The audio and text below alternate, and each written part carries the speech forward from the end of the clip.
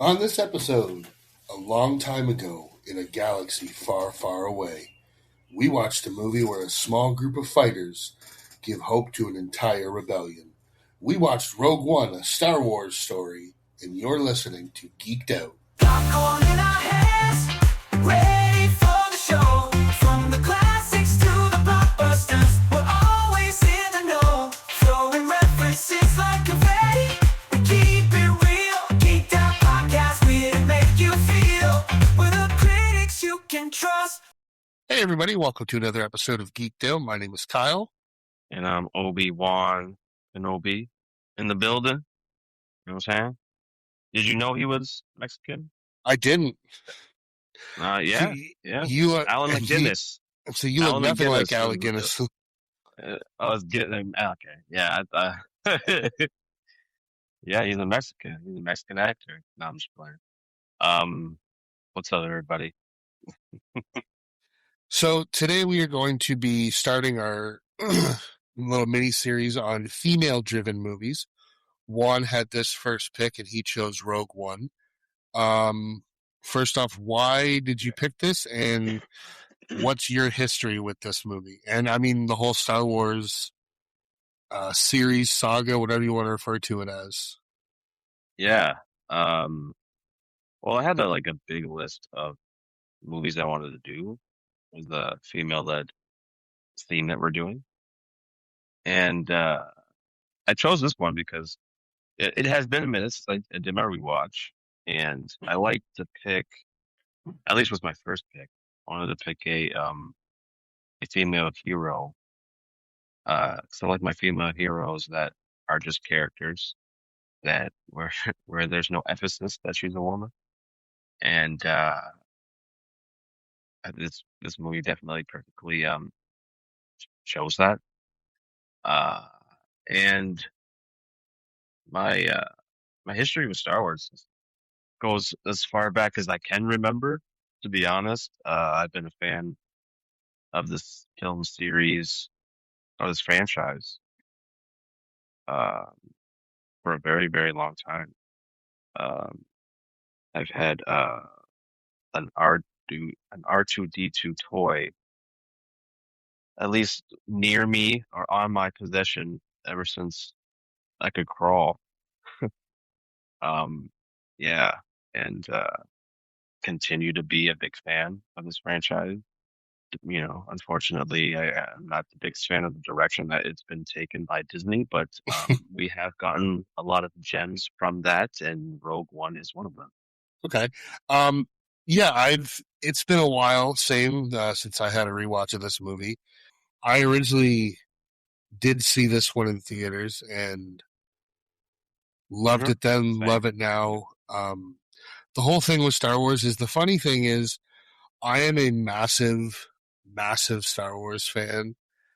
And oddly enough, it wasn't always that way. When I was a kid, I'd say I was probably 6 or 7 when my dad kind of first sat my brother and I down and got the trilogy out on VHS and sat us down to watch this first movie and I mean, he said it right away as soon as it came on, when the crawl came up and says A New Hope, and he always throws in there, well, when this came out when I was younger, that wasn't a thing. It was just Star Wars, which we all know the story of that now. But no, when I sat down and watched this for the first time with my dad and my brother, I had no interest in it whatsoever. Oh. I don't know why, and I don't know if it was just because it was one of those things that my dad was just hyping, and even as a little kid, I was like, I'll make my own decision. I don't even think I finished watching it for the first time, but then for some reason I went back to it and just watched it on my own and absolutely fell in love with everything from the characters, the story, the music. I mean, I'm sitting here doing this recording, and I have my Obi-Wan replica lightsaber next to me. Like, it's pronounced Obi-Wan. Obi-Wan. I'm sorry. Yeah. You got a cup? And I agree with you. I've always been a big fan, but I as well am not super supportive in the direction that they've been going. Now, that being said, the the latter trilogy in the Skywalker saga, I liked the first one. The second and third, I could do without. Not a fan, and because Yeah, of that, it's kind of spoiled. It's kind of spoiled the well for me on everything else. Like I'll sit and watch. I've watched the majority of like The Mandalorian, but even that started to get a little stale in my opinion. I couldn't do the Book of Boba Fett. Um, I have yeah, been that's tough. trying to watch Andor. It's just there's something about it isn't grabbing me quite yet. I'm hoping that I'm gonna continue watching it. I've not done it, but Yeah, yeah, but it's yeah, it's but most certainly. Yep, go ahead. well, I'm saying, but there is really something about this movie, in particular in Rogue One, and I think it was just the way that they did try to make it because obviously this takes place just before the original trilogy. So they it seems like they tried to make it as if it was made back in the 70s. I read a lot of stuff about Gareth Edwards, the director, wanted to try and make it feel as authentic as possible with to line up with the 77 original film. Yeah, And I think that's a big reason why this movie is so successful, especially with fans like us or even older who were around when the originals came out. yeah, it makes sense that given the moment in time this takes place, that Gareth Edwards would like would want to match that the best way he could, and he nailed it. Yeah, you don't, and it's noticeable, but it's not really in your face with it. It really um it blends kind of the modernness with the 70s. Um, but a lot of the characters definitely have the 70s, like the haircuts and a lot of the like the fashion, especially with the capes.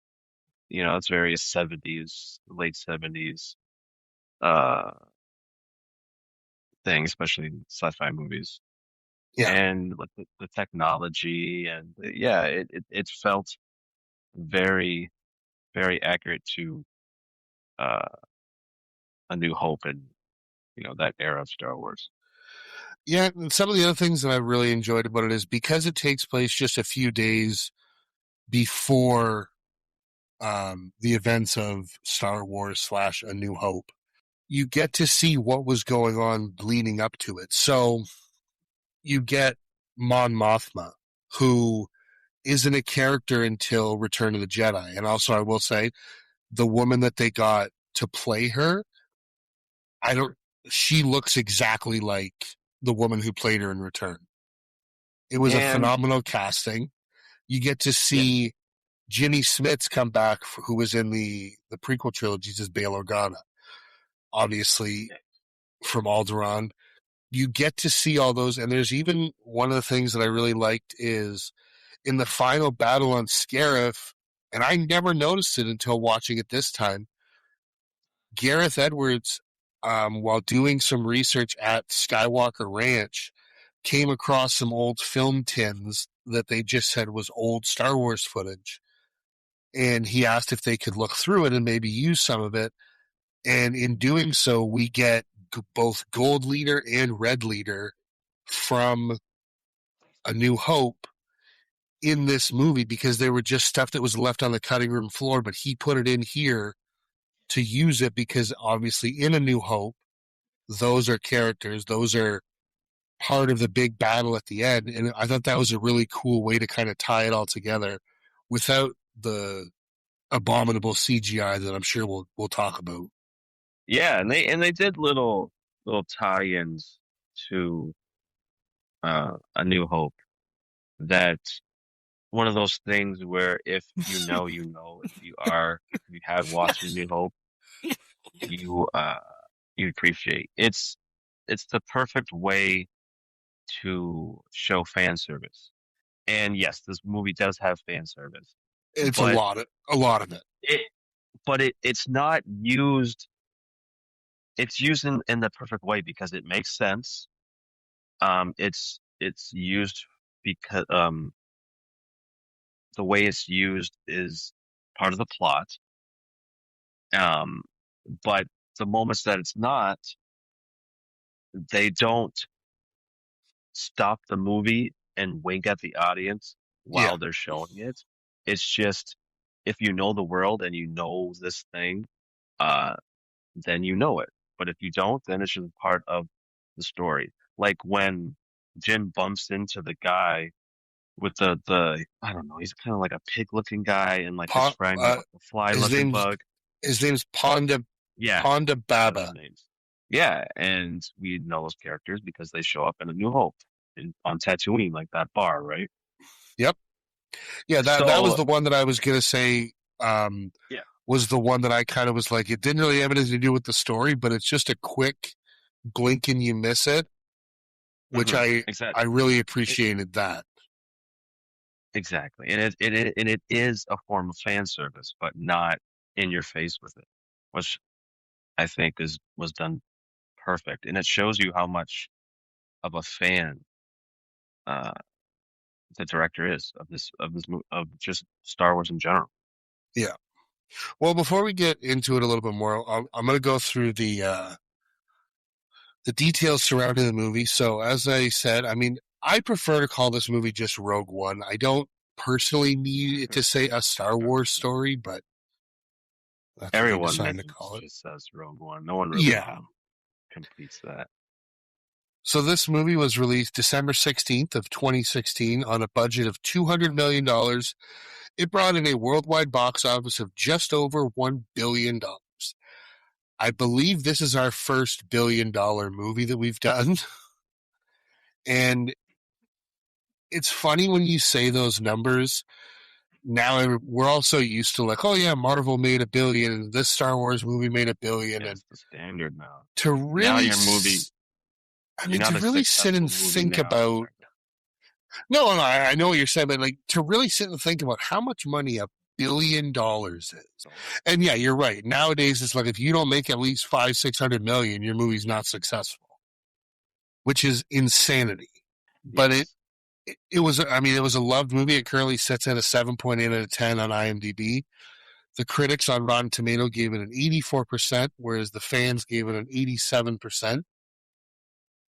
As I said, the movie is directed by Gareth Edwards and was written by Chris Weitz, Tony Gilroy, with story credits by John Knoll and Gary White, based, of course, on characters by George Lucas.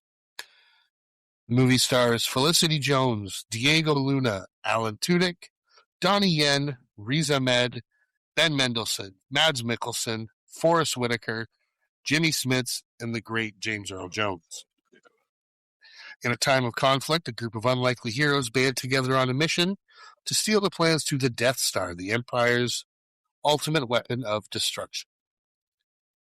Now, the thing that, when they first came out with this movie, any of us who had seen the original, all we ever got in that movie was a group of rebels stole the plans and beams them, sent them onto Princess Leia's ship. That's all we knew about it. Yeah, Now, the opening crawl of A New Hope gives a little bit more detail, I believe, but it's pretty vague. So this they is were not able what I would have to expected. no, they were able to craft this story based on a very vague couple lines within that crawl. I mean, the way that it kind of said it, to me, I always thought that it was like a covert, like spy, almost like a James Bondian type mission where they were really under the radar and this and that. And then you get to this movie and it's It's a two bit of people, that. two people trying to do that and everybody else just scorching the fucking beach.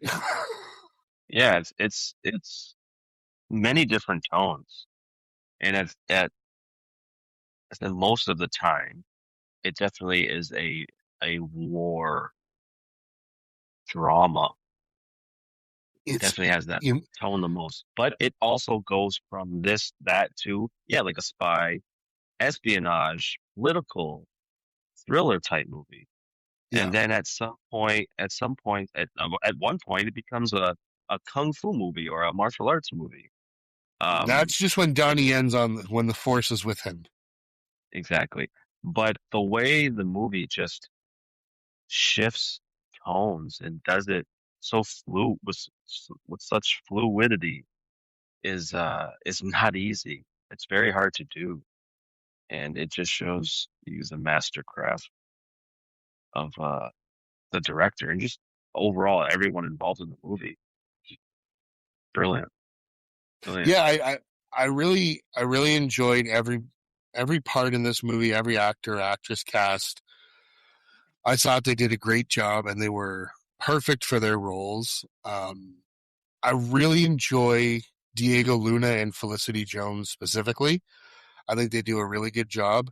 And come at me if you want, she is so much better of a hero than Ray ever could be. I mean, yeah, because there's stakes with her, and she's not a Mary Sue type character, and in a nutshell, that is the Ray character. She's very the embodiment of a Mary Sue. Everything was kind of just given to her without much effort. And I I mean, the as I thing said, about this, go on. sorry, go on. No, you go ahead. Thing about this, yes, thing about her, Jin, is that from the opening scene, you feel for this character, and um, you understand her mindset at that stage of her life. And I don't know, you're just the way she's written, you're able to connect with her and relate with her just a lot better than Ray. Yeah, I guess in the first movie, anyways. It's been a while since I've revisited those movies, and maybe if I did, I'd have a different point of view for that character perspective. so the But problem I have is yeah, go ahead. I love The Force Awakens. The problem with it is the main reason that and I feel like a lot of other Star Wars fans, that movie is like, might as well be called fan service, the film. Because Or A New Hope 2.0. yeah. I mean, and I've never, I've never been a fan of Rey, and it's not because I dislike Daisy Ridley or anything like that. I think she's a great actress. I just Just think how the her way that, character is written. It's just how her yeah, character is written.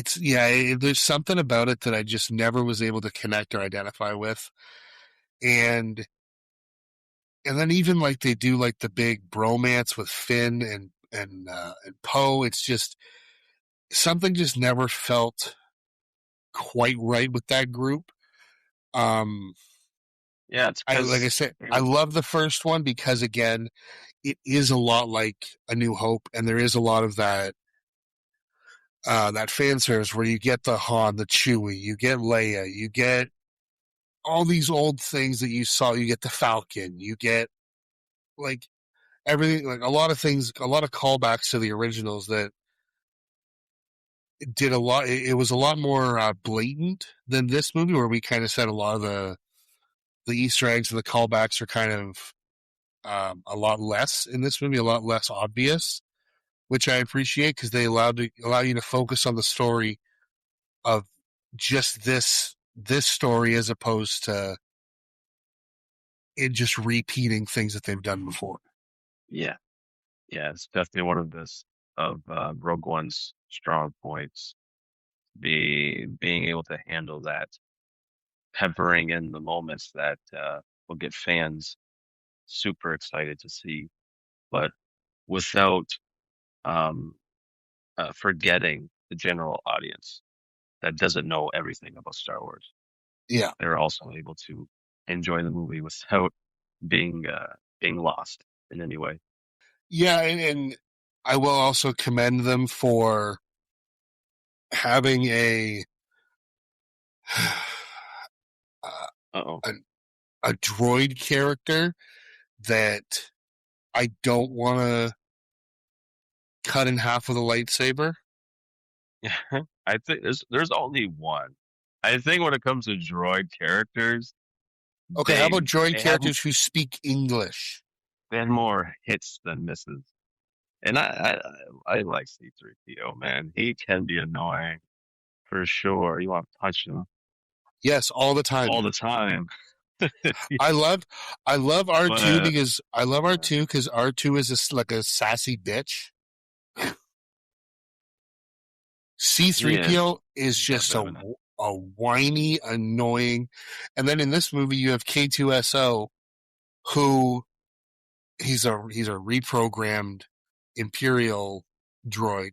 But especially the fact that he's voiced by Alan Tudyk, who is one of my favorite um, character actors, and I'm so excited that they've announced that they're going to be rebooting and bringing back Firefly for all those nerds out there who share that love.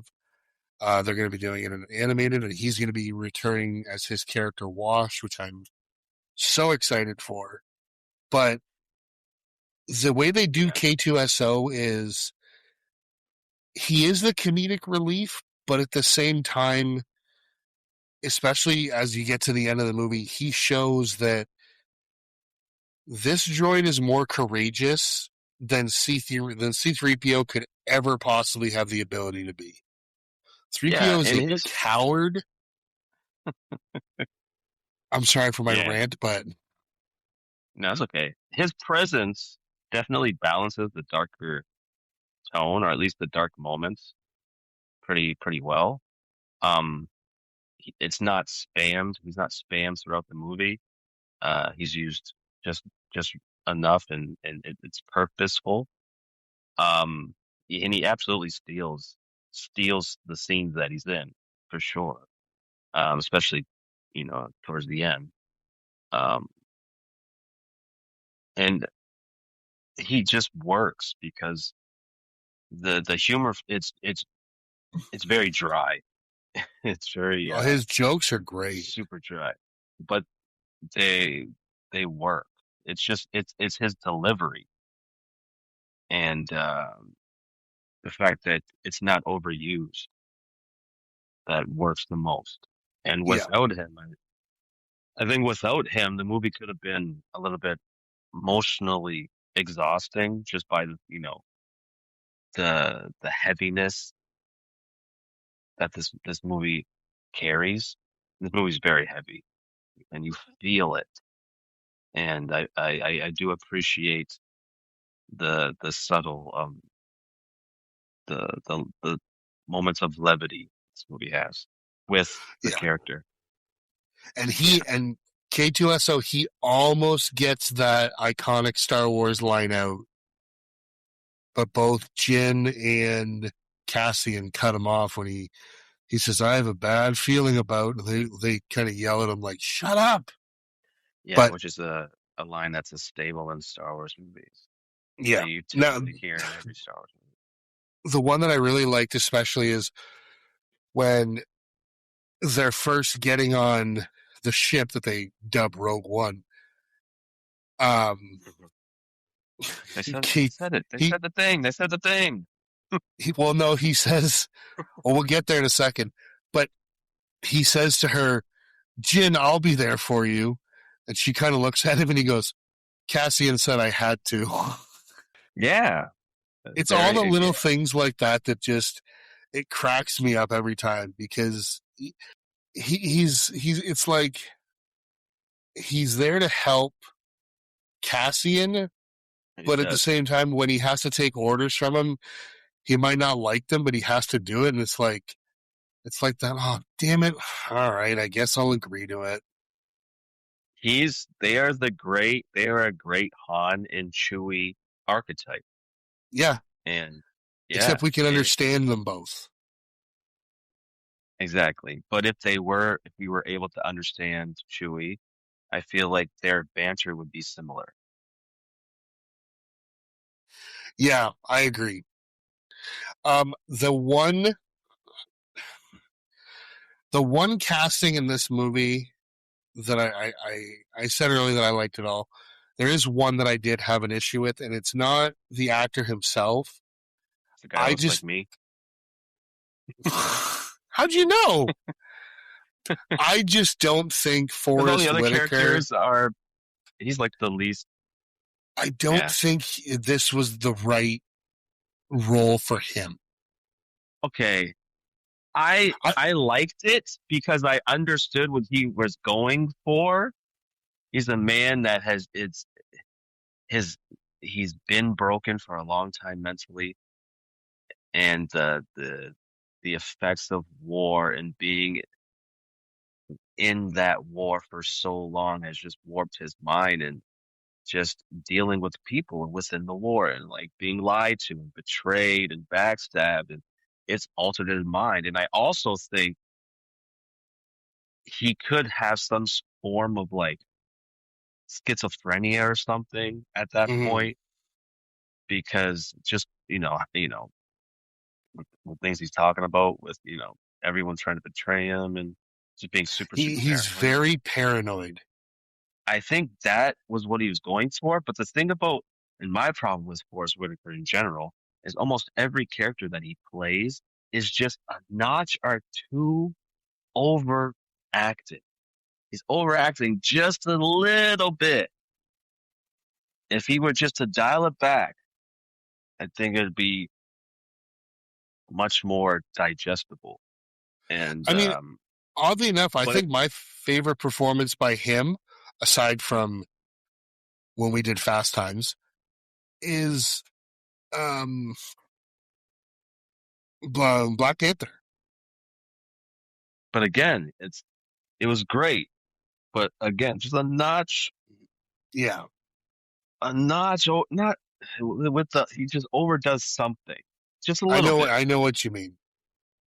And this one, yeah, definitely. w- And every character is gives a strong performance. He does too, but it just feels a little bit too Too much. theater, too much. He just Yeah, it laid it does on a little seem bit thick. very. It does Laid seem it on a little thick. a little stage Shakespearean. And it's just the voice too. If he would have just had a normal voice, I think it would have been Yeah, better. it's I don't almost know like why he half chose that direction, but it half just was. whisper, half yell. I don't. Yeah, it was just wrong. And again, another thing I realized watching this now with a more critical eye is when he has the pilot Bodhi, played by Riz or Riz Ahmed. I'm not sure which one, but um, he says to him that they're going to use boar gullet, which is this octopus looking thing. Bogale, Bogale. Boar gullet, boar gullet, and it basically is going to attach itself to his brainstem and force him to tell the truth. And then he says to him, That fucking sounds painful. "People have gone mad." I think is what he says. I had a memory of this for some reason of Riz Ahmed in this movie, kind of almost behaving like he was almost drunk, like that thing really affected him. But in reality, it show It did all for you. like 2 seconds. That's what I mean. It shows him in his prison cell. He just keeps going. I'm the pilot. I delivered the message. I'm the pilot. I delivered the message.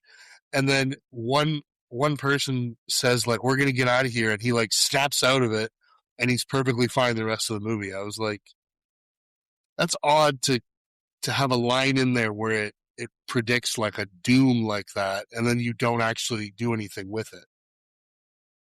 Yeah, it's like they kind of just dropped it there when they could have carried that throughout the movie with him. You Like know what I mean? Still it's like, feeling oh, those this effects, but they this didn't. They kind of could just. happen, but it won't. Yeah, and if you're gonna add that to the movie, add that line, that piece of dialogue, and make it almost an emphasis towards it, then have a payoff where that is affecting him throughout the movie. It could be subtle. It doesn't have to be in your face, and it just would have strengthened uh, the writing in general of this movie because Hmm. it's paying attention to the subtle details of the script. Yeah. The other the other thing is when it comes to a character like Cassian Andor, actually watching this movie has kind of reinvigorated my interest to watch the show, Which one? um, Oh, Andor. Andor. But Mm, I kind of found it interesting, and Star Wars fans, if you know, you know, um, Disney I know. wasn't too shy about having Andor be the one that shoots first when he's on that planet getting the information from his contact. Yeah, But he. we had to change Han. That was George who made that choice, not Disney. But still, Yeah, I think I would like to. I bet you that's a decision he stands by, but I bet you he he's regrets doing wrong. that. I bet you he regrets it. I mean, he has to stand by it, but I bet you he won't admit it, but I bet you he regrets doing that because it takes away the complexity of the character and it kills his arc in. And here, I'm glad that yeah, they show you that just because you're on the good side doesn't mean you're not morally complex, and it makes sense during war because You don't have a yeah, choice. you could be fighting for the right cause, but you're gonna have to eventually do some stuff that if you want to win, you're gonna have to do some morally wrong things. Yeah, And you do it enough times, you're gonna blur the line between what's right and what's wrong, and that's just the effects of war. And I'm glad that they did that. They showed that side of it. They're really putting an emphasis to the war in Star Wars in this movie. yeah. Well, it's funny. Earlier, you brought up that Andor and K2SO are kind of like a Han and Chewie surrogate in this movie.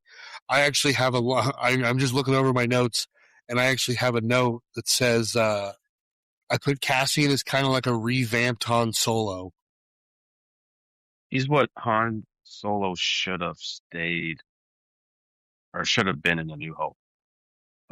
And he was before they recto, retroactively retroactively corrected that I mean, I will retcon say there. that it's only the one thing they corrected. He's still kind of the same character where he cares mainly about the money. Like Yeah, he's that's only true. doing it for a payoff. And I've always liked the line where Luke's like, he says to him like, "She's a princess, and the reward would be, well, what? Well, more than you can imagine. Well, I don't know. I can imagine quite a lot." Yeah, Um, but just adding that level of you know that he is willing to do that, and it just it's better for a character point for character's sake than just making him showing that he's good or I guess not willing to do, I don't know, but just the fact that he's they he's weren't willing to do what shying needs to be away from, done. yeah, they will exactly, and they weren't afraid to shy away from doing that here. Well, I think I think we've avoided it long enough. Should we talk about the CGI Moff Tarkin? See, Dude, and it's bad. this is the thing. You cast a pretty good look-alike for Mon Mothra. She's a Oh, pretty good it actress, looks like her fucking daughter. a really good actress who played that character both in Empire and now. Really good. I want to Why give couldn't you do the that here? actress credit. The woman who plays Mon Mothma in this is Genevieve O'Reilly, and And she was she she's does also she's an Andor too. okay. But I mean, even just from the voice to the look, like it literally looks like the woman who played her in Return of the Jedi just like went through a time machine, and you know what I mean. Like Hmm. it looks just like her. So you couldn't tell me you could do this, you could do the same for Tarkin. Why? But they didn't even have to have Tarkin in it. It And could my have thing lit. is, It and my could have literally my been Krennic, Ben Mendelsohn as Krennic doing the weapon, and then reporting to Tarkin, and you could have done like a hologram head, like they do with the Emperor in the original trilogy, and then you can do that CGI, and it wouldn't. It's going to look a little distorted anyway because it's the hologram. They didn't need to do it this way. I understand why he's in the movie because he is part of um what's the other guy? Ben Mendelsohn. What's his character's name? Krennic. It adds to his motivation or his character arc because you could tell he's obviously insecure, very insecure character, and Tarkin is definitely trying to bite off what he's chewing there. And But but yeah, I mean, okay, then go the other route and have it be he's reporting directly to Vader. You did like I get why whatever. they did it It because Tarkin is the one who fires the Death Star in the New Hope to destroy Alderaan. But I don't think he needed to be in yeah, this, that's fair enough. especially in that way.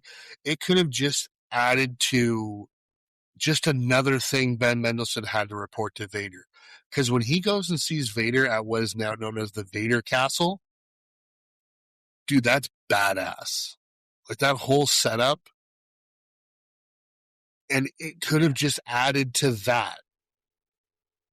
It I mean, it does work. I mean, it does work, especially okay, they shouldn't have any time where they focused on his face, where it's just a clear shot of him in his face.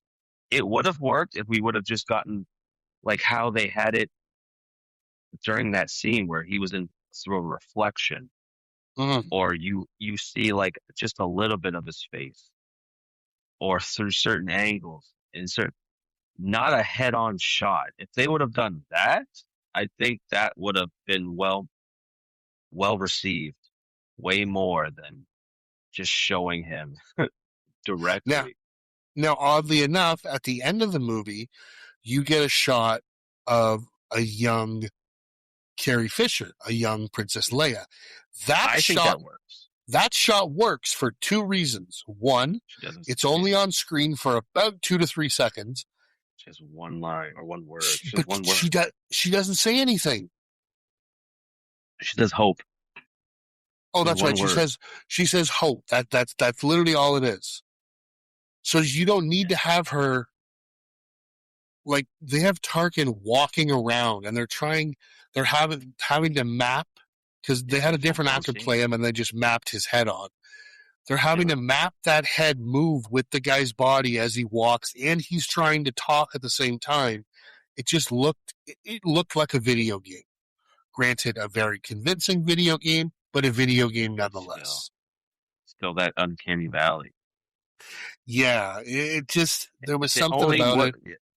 Yeah, they set it up that where he was through reflections and like side view shots. I wish they just would have continued that and not show him head on, man. I think yeah, that wasn't the best decision.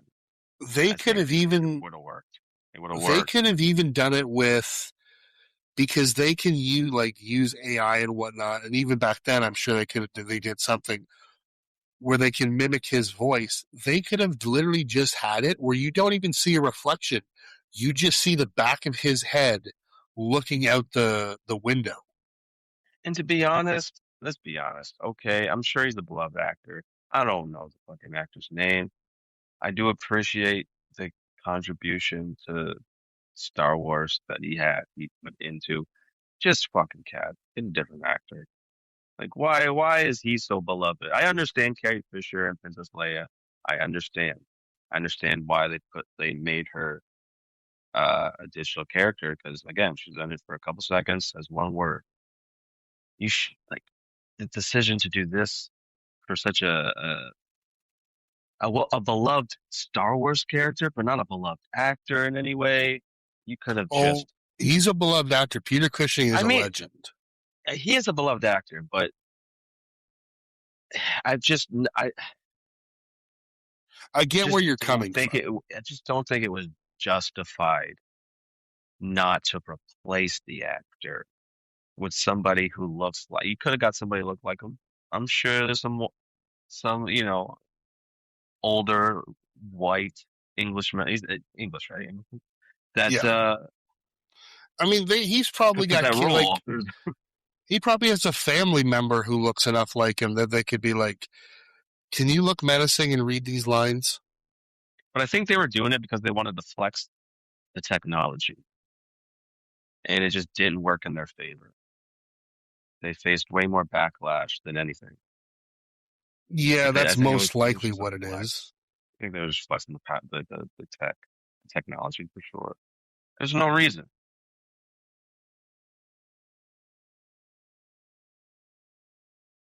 Yeah, I know what you mean.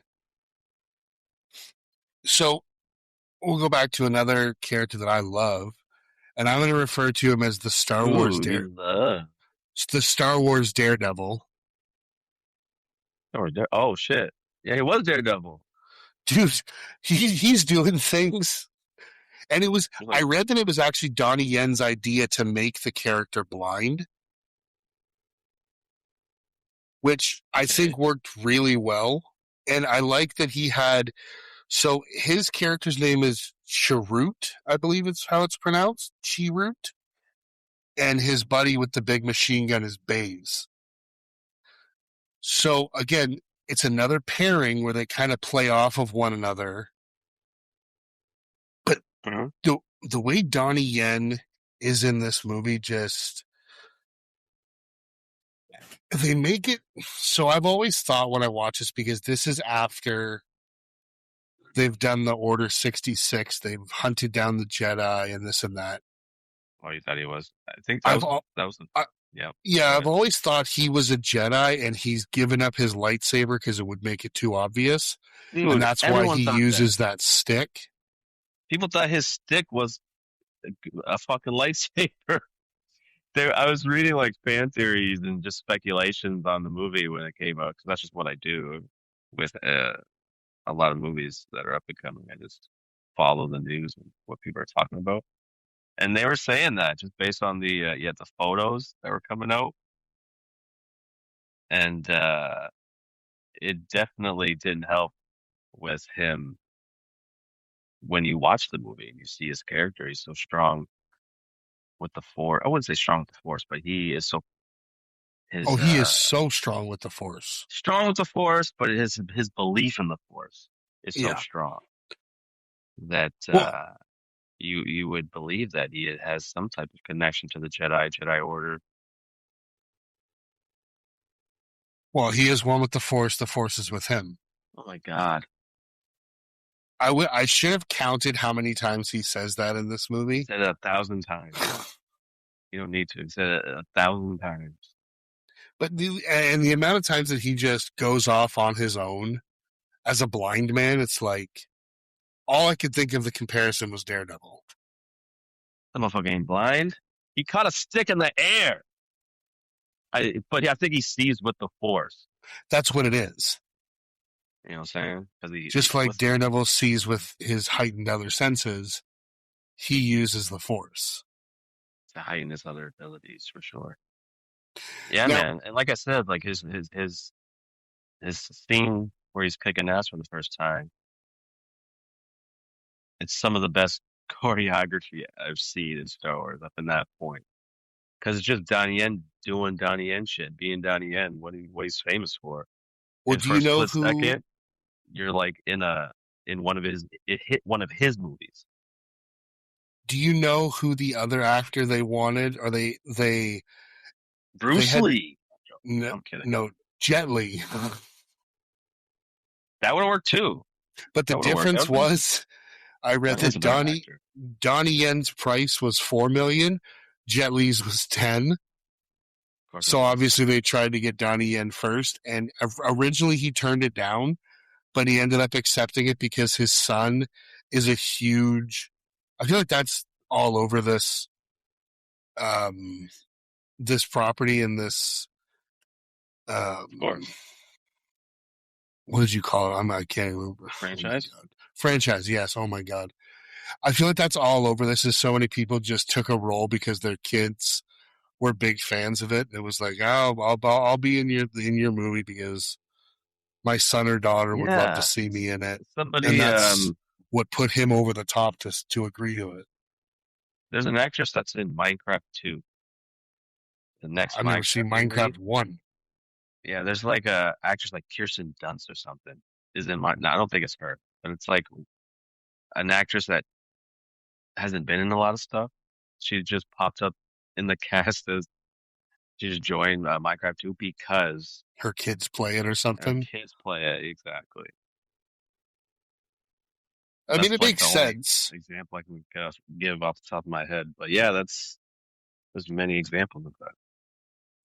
It makes sense. Now, the other thing that we always get when it comes to a Star Wars movie is not only great characters and story, but we get very unique settings and planets. I need to ask something. This Kyber refinery, couldn't they have put that on a planet that wasn't covered in fucking mile high jagged rocks? Like, put it on a nice planet. I think that planet is. I don't know. I think the planet starts with tied to the Jedi, and so is Well, no, Kyber that's the crystal. Kyber It's a whole. comes from Jeddah, which is what I call Tatooine 2.0. Yeah, yeah. It's But I don't know. When I saw that, I was brought real quick back to like Camino in Attack of the Clones, the clone planet where it's just all water, but it's constantly storming.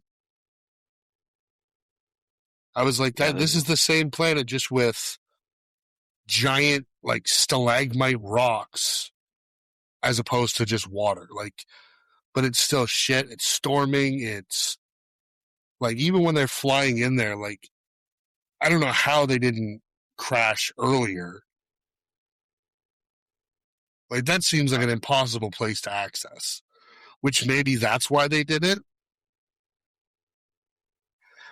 But yeah, well, I was wondering about that one, and like I said, Jedi referred to as Tatooine 2.0. But my favorite one has got to be, and I'm assuming I don't think they actually say it in the movie, but where the Vader castle is, I believe that's Mustafar, which is I think it is.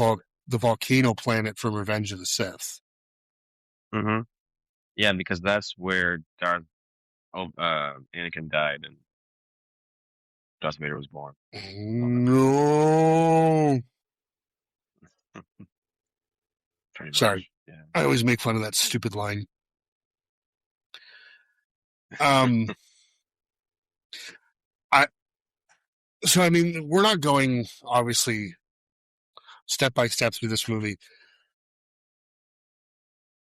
I don't really think there's a point in this movie where I found that it really dragged, but I will say that once you get to the battle at the end, like once they get onto Scarif and then you get the rebels fighting in like above Scarif, I guess you would say. From that point, like it almost seems like the whole movie's leading up to that, and the payoff is so great because you get Jin and Cassian doing their spy stuff with K2SO. You get Baze, Chirrut, and Bodhi, the pilot, doing all their stuff on the beaches with the other rebel troops. And then you get Blue Squad, Gold Squad, Red Squad, and all the rebel ships in the sky. So you have a three levels that you're constantly jumping back and forth to, and it's basically just constant action. And I was all in on that. I was absolutely glued to the screen for that entire battle. Oh yeah. Um, it, it, it's definitely, I think it's where the movie just ascends to a different level. Um, the pacing in that final act there is just relentless, and every character has a purpose.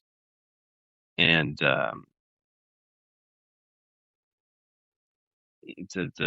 battle itself from the ground, it definitely has that war movie feel.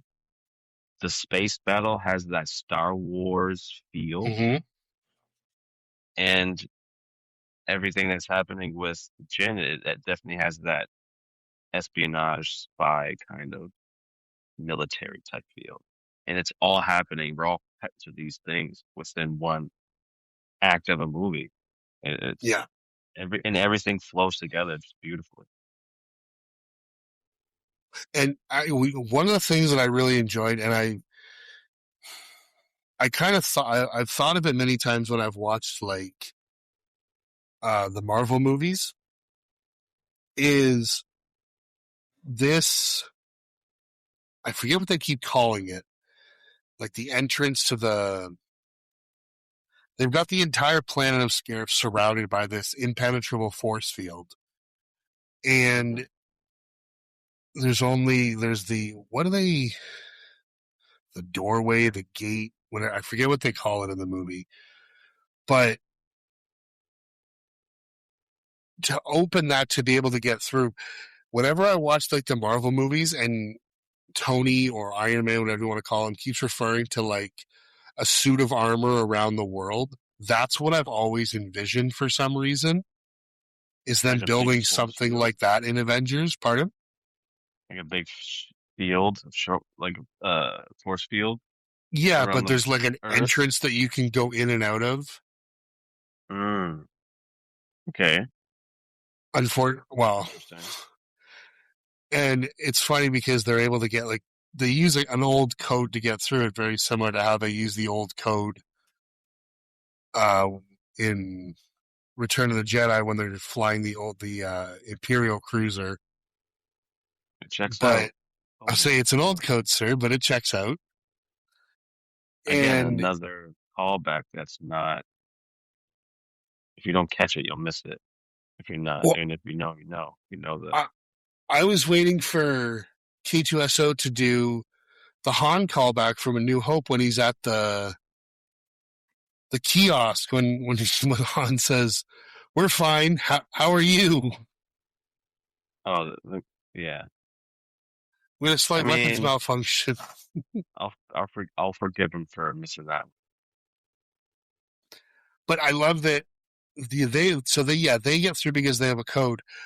The rest of the rebel fleet gets through because they just fucking uh they take uh one of the star destroyers that is basically put out of commission, and they crash one of their ships into it to push another, like the way they do this, and they end up crashing two star destroyers through this gate, whatever you want to call it, and destroy it. Now it's like, Ouch. okay, it's a free for all to the planet. Yeah, that was clutch. That was clutch for that the last ship to do that. It was I mean, smart that was handling. clutch, and then the obviously what Jin does with the satellite. I'm telling you right now, if that was me and the rebellion relied on me and I was way up there in the air, sorry, we're all dying because I ain't walking out on that fucking platform. No? Fuck no. Yeah, I think you would. I think you would. Maybe I feel like you would. the bridge to where she goes to That's realign pretty the narrow. that one I wouldn't be doing. Even though there are Which is, railings, yeah. it And like it would probably take me an hour to do there and back. and At how slow I'd be moving. every single time I fucking watch this movie, I I'm expecting a ship because in the trailer for this movie, in that scene when she's walking up that through when she's in the air, when she's going through the narrow little walkway, there's a shot of a ship. I think it's an imperial ship Okay. comes up in front of her, and like every time I see that shot in this movie, I'm expecting it. I'm like, wait a minute, I don't remember that from the have I trailer. seen it in the trailer? Yeah, and it always messed with me. It always messed with me. It still messes with me apparently because I always forget that it was only in the trailer. I hate when they do that. When they put something Hmm in the trailer and then don't put it in the movie. I'm looking at you, Infinity War and Hulk. I understand. I understand why I did that particular, but it's still, yeah, it messes with you regardless. Now we get the obligatory. I think it's right around here during the battle. We get the obligatory shot of R2 and C3PO just randomly on one of the You have to. ships. I Well, think you it's in their do, but contract. They have to well, be it's in there in funny Star Wars. because with this movie, it makes Anthony Edwards. Nope, that's the guy from Top Gun. Anthony Daniels, the only actor to appear in every Star Wars movie, because I guess in the Han Solo movie, he played a different character, but he was in the movie, so he's been in every single Star Wars movie. And Which R2 is is one of my favorite characters, so I'm never gonna hate I like her too. either It's three movie. PO who I could care less about. Yeah, I mean they're stuck at the hip. Can't have one without the other. But it makes sense why they were there, obviously. Now, But I appreciate and again, they weren't in it that long. They weren't in it at the end. They were in it for a little bit, sprinkled in there. well, and they have to be Eh, because they have to be believable to get to be on Leia's ship at the end of the movie for when A New Hope starts. True. And if they really wanted to milk that, they could have showed them at that final scene when they were on the ship event. But they didn't. They didn't. I appreciate that. I If appreciate that. Lucas would have made this, they would have. Hmm Now, again, back to the battle in space or whatever you want to call it. Space battle. God, I love me an X-wing, regardless of Yeah, like the at all the Falcon. ships. The Falcon Right. will always be my favorite, but Yeah, those but there's X-wing so much. fighters Yeah, it's iconic. and the TIE fighters, I love the sound the TIE fighters make. Hmm The one question I've always had about Star Wars is when it comes to things like the lightsabers. Bad uses a red lightsaber. Good uses pretty much every other color, but in Oh, the originals, it's red or sorry, it's blue or green. and when they shoot, it's opposite. Yeah, when the TIE fighters shoot red or shoot green, and the X-wings shoot red. That's always been something that I don't know if it's bothered me, but I've always questioned and kind of wondered about that. I think there is an explanation. I'm pretty sure Lucas explained it, or somebody explained it. Because even the blasters I they used to use know shoot it. red. You would think the bad guys would be red, You would but think. there is a reason, or it is explained why that is. I just I forget. I Okay. used to know it though.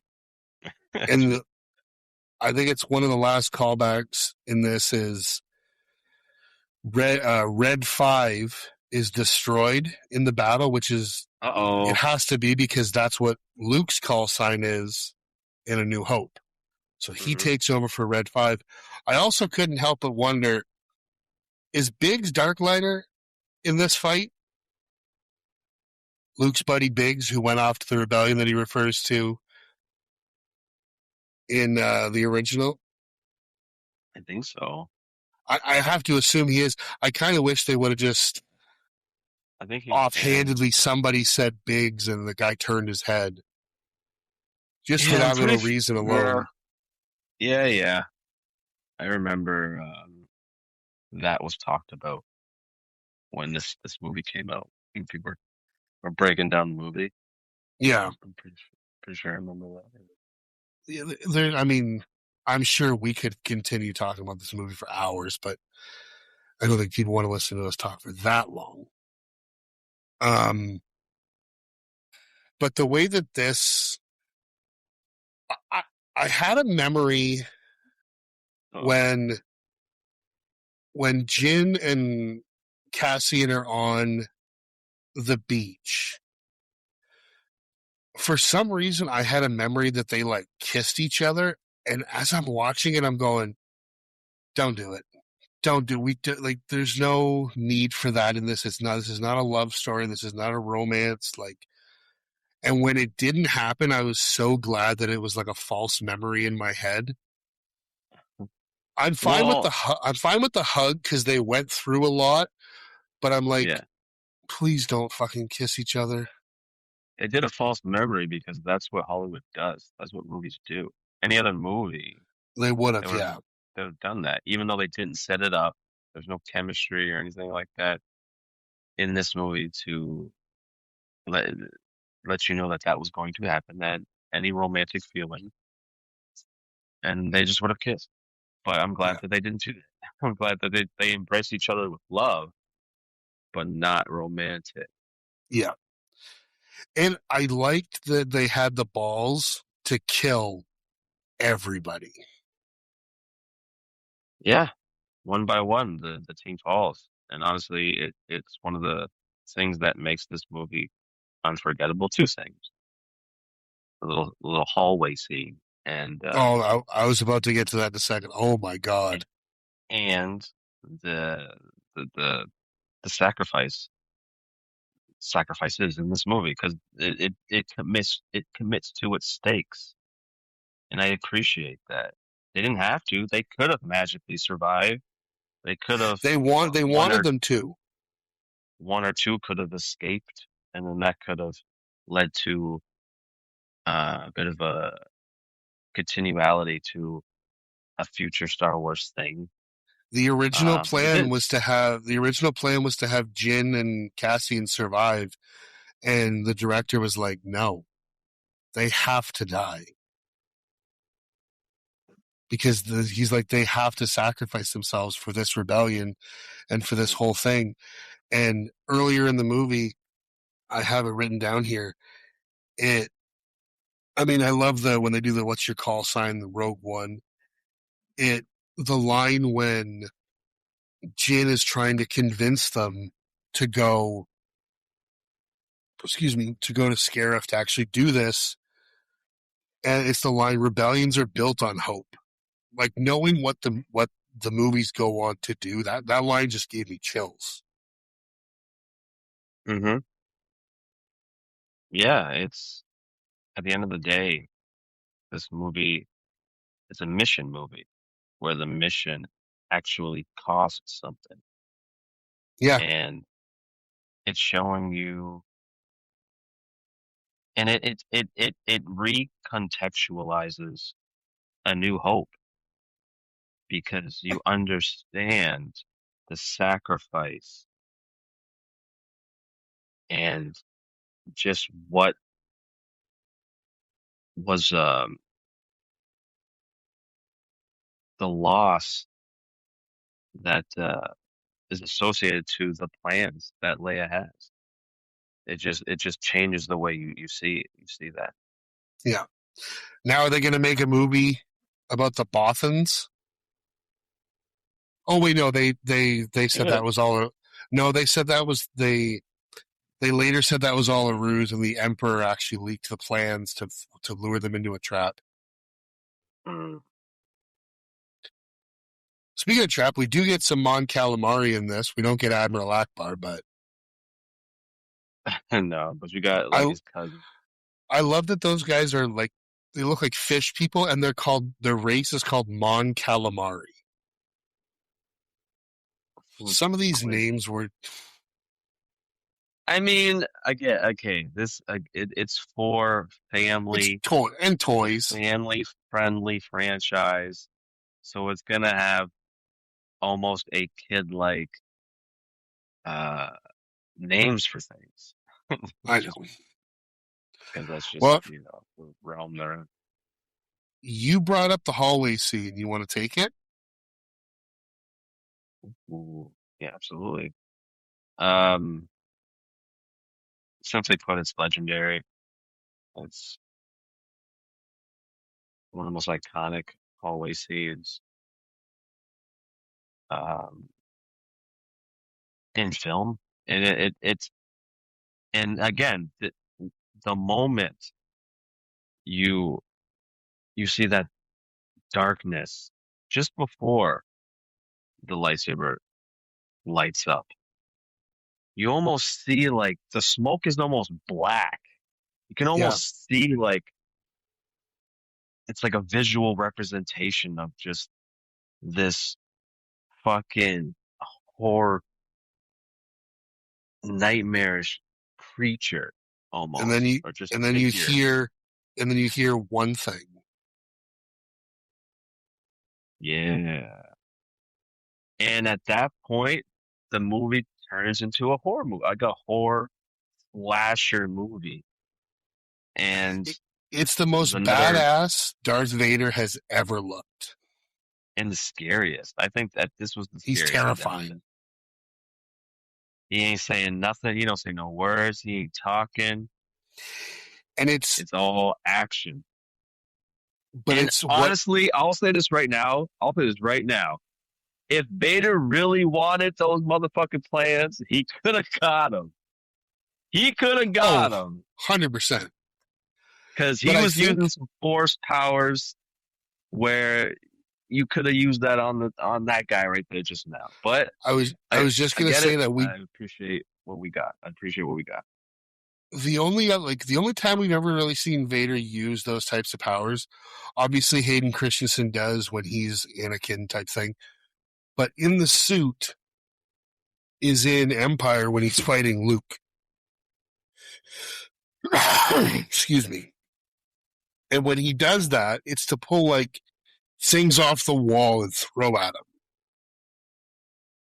him. And you get like snippets of it, like when he's deflecting Han's blasters In when he was this trying to fight, have dinner with him.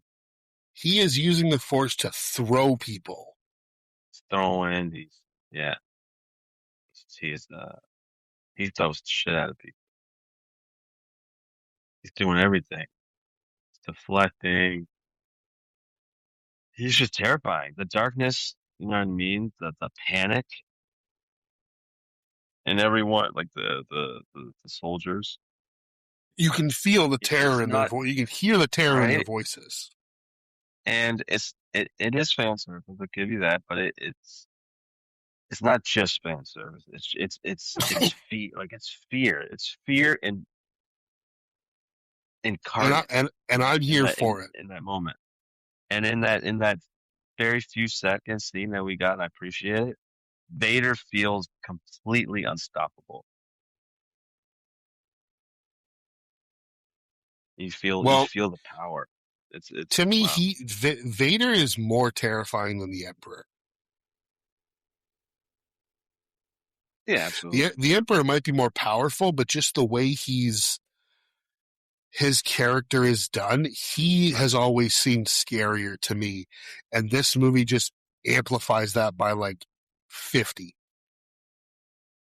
Yeah, he's a very intimidating presence, and he's not a character that there's not a whole lot of dialogue there. He's at least in the moments that we fear Vader the most. He's not doing no talking. He's just doing what he does best, and that's killing everybody.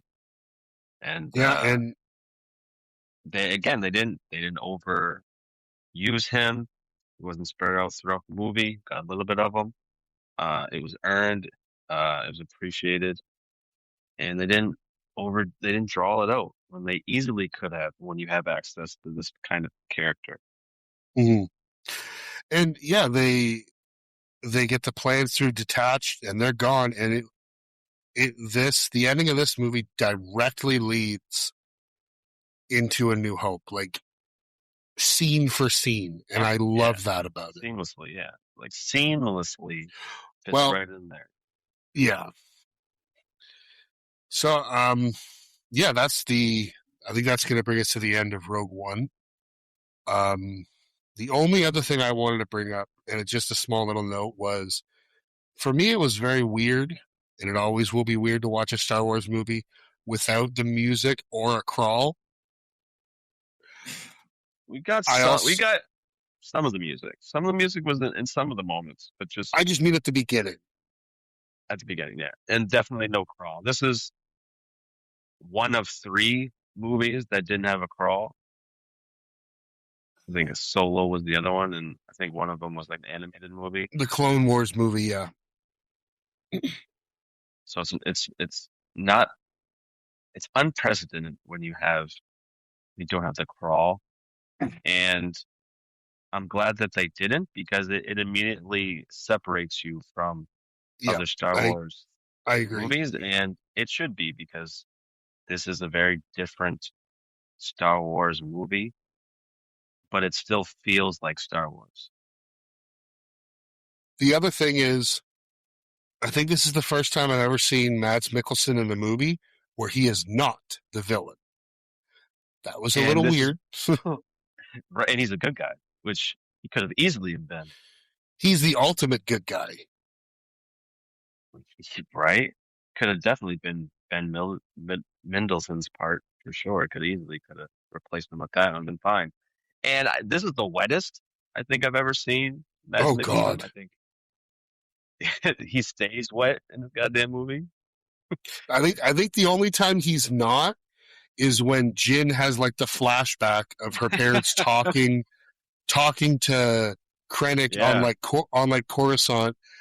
But yeah. in the beginning, yeah, he's wet from like He's I don't know if it's moist as sweat or fuck. rain.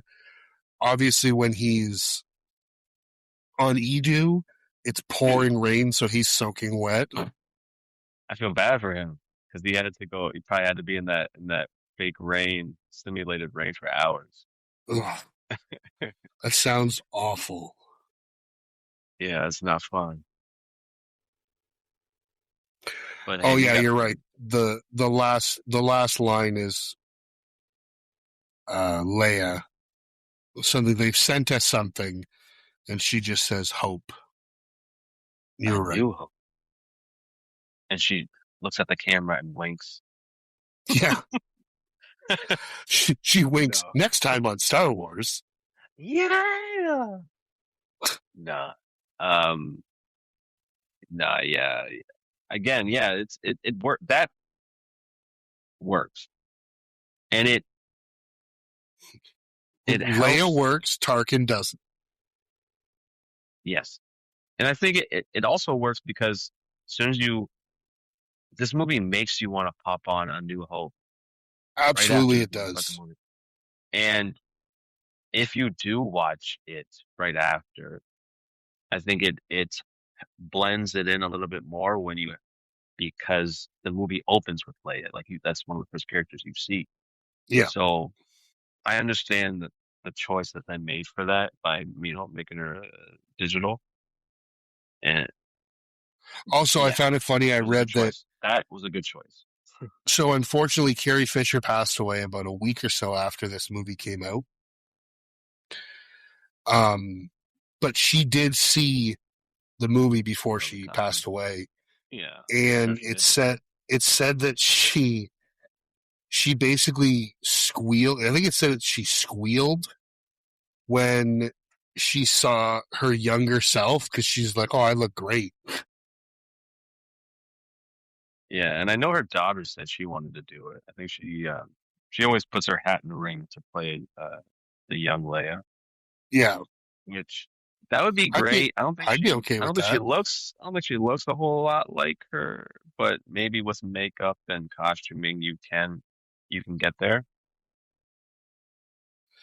I I don't mean, even they can know do who the anything nowadays. They're talking about they're going to bring Paul Walker's brother in to get him in the new we'll Fast and see. Furious. So they apparently they can do anything. We'll But see if he actually commits to that yeah, I don't know. decision. But that's going to bring us to the end of Rogue One, and so I think we can move into our final thoughts. Juan, this was your pick, so why don't you take it away? Yeah, absolutely. Um, this is, I think, quite honestly, one of the best modern Star Wars movies. I think it hands down it is. I don't think anything comes remotely close. Um, it's a movie that like it's something that's totally different, but something that's completely Star Wars at the same time, which is a feat onto itself. Um, it totally stands out just by how grounded and immersive it is. How the decision to, for the most part, make this just a, a mission movie, a very military war type drama with a lot of different themes that just totally work. I think was a refreshing way to bring Star Wars onto the big screen. Um, I think the third act is just simply incredible. Um, the visuals are insane. The cinematography is great. You feel uh, the size and scope of things. I feel like the director or the cinematographer definitely like to use a lot of scaling, show or at least show you the scale of things by showing something small next to something humongous. It's a lot of and you really feel that. I love the fact that they use a lot of practical effects. I think a lot of the ships were like models, and you see it, and it just looks way better, and it's more believable than a full CGI effect. Appreciate that. Perfect use of Darth Vader. Um, and it just that represents the way he's used and the amount that he's used. It definitely represents all of like the fan service and the nostalgia um moments that you see in this movie. They're just peppered in. They're not overused. And I appreciate that. The stakes felt genuine. Um, it was very emotional. Um, I'd say the weaknesses, more nitpicks, but does have some weaknesses, would be some of the characters were a little underdeveloped. I think some of the I think like Donnie Yen's character and his companion friend, we didn't get a whole lot of depth or character development with those two. And the other one there, just pretty much if you weren't Jen Urso, K2SO, or what's the other one there? Cassian. Cassian. You didn't get much character development, but I appreciate the moments that we had with them because they did bring something to the table. Their sacrifices did mean something. Just wish we had more of it. Just their character, anyways. Um, but overall, I think this is a movie that reminds you that hope in Star Wars and that universe isn't free. It's built on sacrifice, loss, and people willing to fight the good fight. Um, Especially when they know they may not, and moments they know they won't survive. And I totally recommend this movie, even if you're not into Star Wars, you like are into war movies. Like this is the type of movie you could show someone who isn't necessarily big into the Star Wars franchise. I feel like they would still find admiration for this movie. Uh, I give this movie a solid 9 out of 10. Yeah, I'm right there with you. This movie is so much fun from beginning to end. Even though it was made, almost 30 years after the original, almost 40 years after the original, it still feels like a complete Star Wars movie. And I feel like that should really be commended because, like you say, they did use model work. They tried to make things look as authentic as they possibly could instead of just putting everybody in front of a green screen and doing it all in post with Yeah, CGI. shows And you effort. it really shows. Like you say, the cinematography is absolutely outstanding. You feel completely immersed in this world. And that's something that I think some of the other later movies were kind of lacking, unfortunately. Um, the acting across the board, aside from Forrest Whitaker, I think is fantastic. Um, this, aside from Luke and Han and Leia, this is what I want a Star Wars hero to be. And like the way Jin is, the way Cassian is, they're just done so well and written so perfectly for these roles and for this script. Yeah, and again, like I say, it's a visually stunning movie. I really don't have anything else to say. Like, just it's nothing but praise for me. And I gotta say, this is my favorite um, of the recent Star Wars movies for sure. And I would give this a strong, strong recommend across the board to everybody. And I'm right there with you. I will be giving this a solid 9 out of 10. Oh, that's nice. So that's going to bring us to an end of the episode here for Rogue One. Next week, we're going to continue with our female led movies. It's going to be my pick. And for this, I've been kind of flip flopping over a few different movies, but I kind of decided to keep it kind of light for our first one and go in more of a comedy direction. And in order to do so, I can't think of a female driven comedy any better than the 2011 masterpiece that is Bridesmaids. Okay. So next week we are going to watch Bridesmaids, which, I mean, to me is one of the funniest movies of the past 20 years.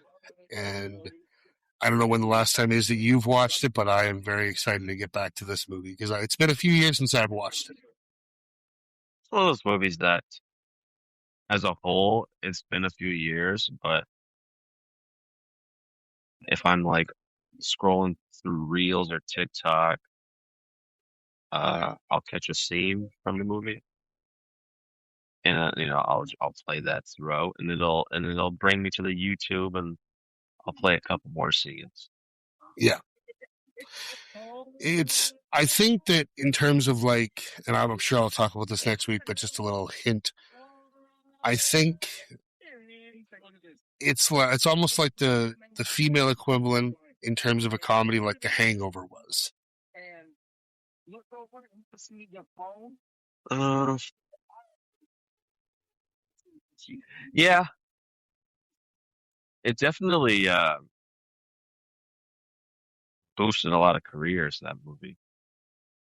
Absolutely, and it took the two Exactly. stars from SNL and put them in the mainstream of movies, which I think it defied probably all expectations because no one expected that movie to be as funny as it is. No. And it's an ensemble, not just like a female led, but it's the cast, the ensemble cast are mainly com comprised of women. Yeah, so I thought this would be a really fitting movie for our female led series. So until next time when we watch Bridesmaids, that's going to be it for us.